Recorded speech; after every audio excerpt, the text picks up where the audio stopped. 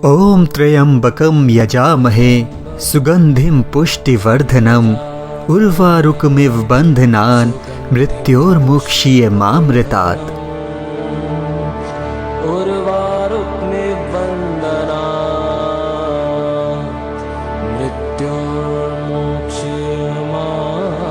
दोस्तों, महामृत्युंजय मंत्र एक ऐसा मंत्र है जिससे मृत्यु भी घबराती है।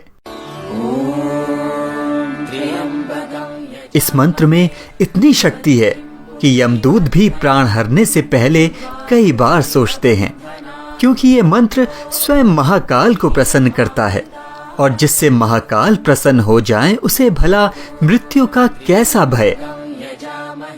महामृत्युंजय मंत्र की उत्पत्ति ही इसलिए हुई है कि काल को पराजित किया जा सके।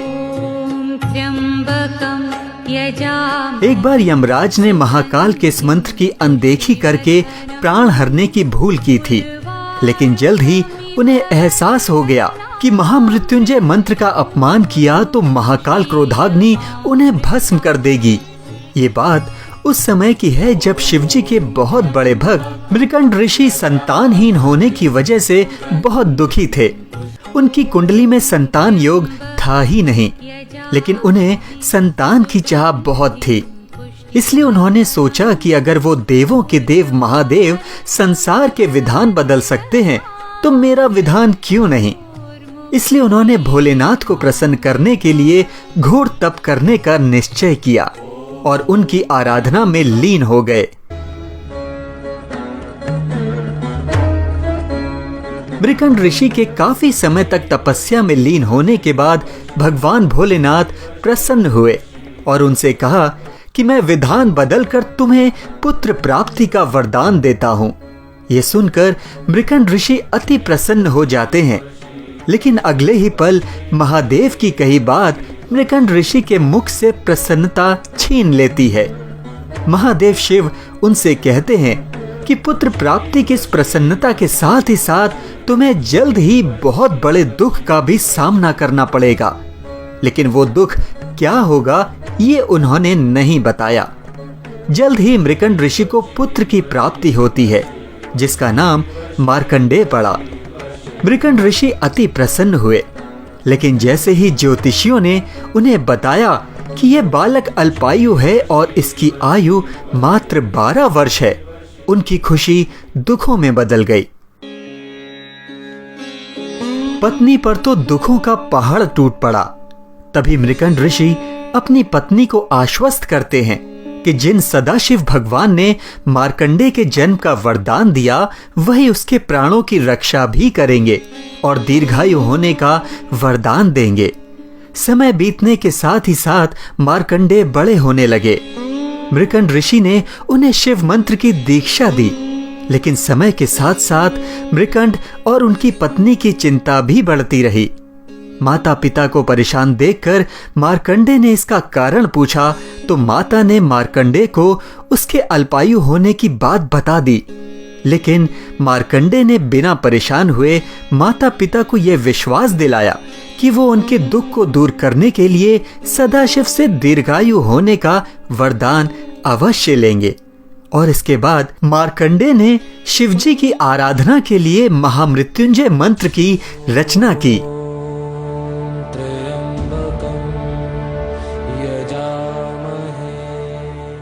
और शिव मंदिर में बैठकर इस मंत्र का अखंड जाप करने लगे। शिव की आराधना करते करते वो समय आ ही गया जिसका सभी को डर था। मार्कंडेय की आयु 12 वर्ष होते ही यमदूत उन्हें लेने आ गए, लेकिन जब यमदूतों ने देखा कि मार्कंडेय महाकाल की आराधना में लीन है तो उन्होंने थोड़ी देर प्रतीक्षा की, लेकिन मार्कंडेय महामृत्युंजय मंत्र का जाप करते ही रहे। समय बीत रहा था, लेकिन यमदूतों का साहस नहीं हुआ कि वो मंत्र का जाप कर रहे मार्कंडेय के प्राणों को हर सके। वो वापस लौट गए और ये बात यमराज को बताई। ये सुनकर यमराज ने कहा कि मृकंड के पुत्र को मैं स्वयं लेकर आऊंगा, और इसके बाद यमराज मार्कंडेय को लेने उसके पास पहुंच गए। यमराज को अपने सामने देख मार्कंडेय जोर जोर से मंत्र का जाप करने लगे। और शिवलिंग से लिपट गए। ये देखकर यमराज ने मार्कंडे को शिवलिंग से खींचकर ले जाने की कोशिश की। तभी एक भयंकर हुंकार से धरती कांपने लगी और एक प्रचंड प्रकाश उत्पन्न हो गया, जिसमें से स्वयं महाकाल हाथों में त्रिशूल लिए प्रकट हुए। उन्होंने यमराज से कहा कि तुमने मेरी साधना में लीन भक्त के प्राणों को हरने का प्रयास कैसे किया? यमराज महाकाल के प्रचंड रूप को देखकर भयभीत हो जाते हैं और महाकाल से कहते हैं, हे भोलेनाथ, मैं आपका सेवक हूँ। आपने ही जीवों के प्राण हरने का निष्ठुर कार्य मुझे सौंपा है और मैं वही कार्य पूर्ण कर रहा हूँ। मुझे क्षमा करें। तब जाकर महाकाल का क्रोध शांत हुआ और उन्होंने कहा कि मैं अपने भक्त की आराधना से प्रसन्न हूँ और मैं इसे दीर्घायु होने का वरदान देता हूँ। अब तुम इसे नहीं ले जा सकते।